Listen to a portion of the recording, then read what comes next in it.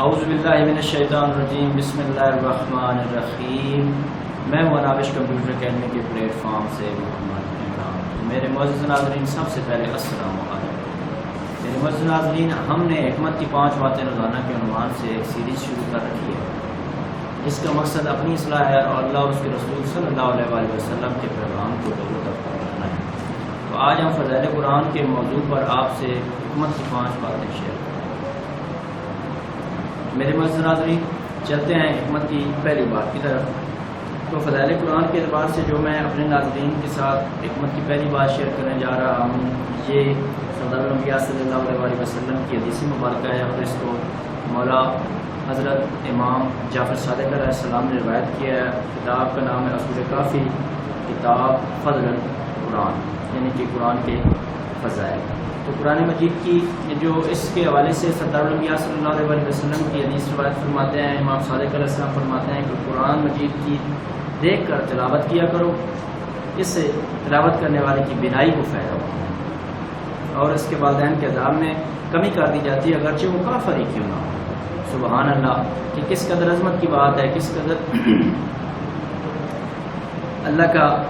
اللہ نے اس قرآن کو عزت بخشی ہے، اس عظیم کلام کو عزت بخشی ہے، جو قرآن مجید کی دیکھ کر اور اس کے پڑھنے والے کو عزت بخشی ہے۔ قرآن مجید کی تلاوت کو دیکھ کر کیا کرو، اس سے تلاوت کرنے والے کی بینائی، یعنی کہ اس کی آنکھوں کی جو دیکھنے کی طاقت ہے نا، وہ بڑھتی ہے، اور اس کے والدین کے عذاب میں کمی کر دی جاتی ہے اگر وہ کافر ہیں تو۔ اگر اس کے والدین دنیا سے چلے گئے ہیں تو اس کے مسلمان تو ہیں تو اللہ ان کے درجات بلند کر دے گا، اگر وہ کافر ہیں تو ان کے اللہ عذاب میں تخفیف کرے گا، یعنی کہ کمی کرے گا۔ کس قدر آپ یہ سوچیں کہ جو قرآن کافروں کے عذاب میں کمی کروا رہا ہے، اس قرآن سے مسلمانوں کو کتنا فائدہ ہوگا، امت مصطفیٰ کو کتنا فائدہ ہوگا اگر وہ اس پر عمل کریں۔ میرے معزز ناظرین، فضائل قرآن کے حوالے سے جو میں آپ کے ساتھ حکمت کی دوسری بات شیئر کرنے جا رہا ہوں، یہ بھی حدیث رسول خدا صلی اللہ علیہ وسلم ہے، اور اس کو بھی امام صادق علیہ السلام نے ہی روایت کیا ہے۔ تو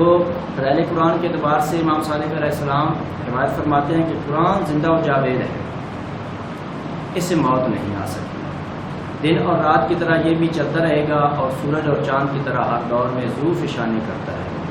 سبحان اللہ، سبحان اللہ، کس قدر عظمت کی بات ہے کہ قرآن زندہ و جاوید ہے، یعنی کہ قرآن کو کسی صورت زوال نہیں، قرآن ہمیشہ سے ہے، ہمیشہ تک رہے گا انشاءاللہ۔ اور یہ دن اور رات کی طرح ہے، یہ چلتا رہے گا، اور سورج اور چاند کی طرح ہر دور میں ظروف فشانی کرتا رہے گا۔ جس طرح کہ دنیا کو سورج نے روشن کر رکھا ہے، چاند نے روشن کر رکھا ہے، اسی طرح یہ قرآن جو ہے یہ اپنی جو روشنی ہے اس کے ذریعے دنیا کو روشن اور منور رکھے گا، مومنین کے دلوں کو روشن رکھے گا، اور صالحین کو یہ ہمیشہ عمل کی دعوت دیتا رہے گا اور ان کی رہنمائی کرتا رہے گا۔ تو میرے معزز ناظرین، چلتے ہیں فضائل قرآن کے اعتبار سے حکمت کی تیسری بات کی طرف۔ تو میرے معزز ناظرین، حکمت کی جو میں تیسری بات آپ سے شیئر کرنے جا رہا ہوں، یہ صاحب نہج البلاغہ حضرت امیر المومنین علیہ السلام کے ایک خطبے سے ماخوذ ہے، کہ جس میں خطبہ نمبر 196 ہے، جس میں امیر المومنین علیہ السلام فضائل قرآن کے حوالے سے فرماتے ہیں کہ قرآن ایک ایسا گھاٹ ہے کہ اس پر اترنے والے سے اس کا پانی گھٹ نہیں سکتا، وہ ایسی منزل ہے کہ جس کی راہ میں کوئی مسافر بھٹک نہیں سکتا۔ سبحان اللہ، سبحان اللہ، کہ قرآن ایسا چشمہ ہے جو اس سے پانی پیتا ہے، جتنا بھی پی لے، یعنی کہ یہ ایسا چشمہ ہدایت کا، اس کے اندر ہدایت ہی ہدایت ہے، اور اس سے آدمی کبھی یہ اس کے خزانے، قرآن کے جو خزانے ہیں اور جو اس کی حکمتیں ہیں، وہ کم نہیں ہو سکتی۔ یہ تمام زمانوں کے لیے، یہ قیامت تک کے لیے ہدایت ہی ہدایت ہے، اور یہ ایسی منزل ہے کہ جس کی راہ میں کوئی مسافر بھٹک نہیں سکتا۔ اس کا مطلب جو مجھے سمجھ آیا ایک طالب علم ہونے کے ناطے، کہ جس نے قرآن پڑھا سمجھے کہ اس نے ہدایت پا لی، وہ کبھی گمراہ نہیں ہو سکتا، جو کہ قرآن تک رسائی حاصل کر لیتا ہے، اور اس کے اپنی زبان میں ترجمہ و تفسیر، جیسے کہ ہم اردو زبان بولنے والے اور سمجھنے والے ہیں، ہمیں چاہیے کہ قرآن کو عربی میں پڑھنے کے ساتھ ساتھ ہمیں اردو میں بھی اس کا ترجمہ و تفسیر پڑھنی چاہیے، تاکہ ہمیں قرآن کا پیغام جو ہے وہ سمجھ آ سکے، آسانی سے سمجھ آ سکے۔ جو مسلمان جو عربی سمجھ سکتے ہیں ان کے لیے تو کیا ہی بات ہے، وہ تو میں سمجھتا ہوں کہ قرآن کی زبان ہے عربی، اس کی بہت فضیلت ہے، لیکن ہمارے پر لازم اور واجب ہے کہ ہم اپنی زبان میں بھی قرآن کو پڑھیں اور اس کو سمجھیں اور اس پر عمل کریں۔ تو حکمت کی جو میں اپنے ناظرین کے ساتھ چوتھی بات شیئر کرنے جا رہا ہوں، یہ بھی صاحب نہج البلاغہ کا ہی فرمان ہے، اور یہ بھی نہج البلاغہ سے ہے، اور یہ خطبہ نمبر 156 سے ماخوذ ہے، لیا گیا ہے فرمان کہ مولا امیر المومنین السلام فرماتے ہیں کہ تم کتاب الہی پر عمل کرنا اس لیے کہ وہ ایک مضبوط رسی ہے۔ سبحان اللہ، کہ تم کتاب الہی پر عمل کرنا اس لیے کہ وہ ایک مضبوط رسی ہے، روشن اور واضح نور،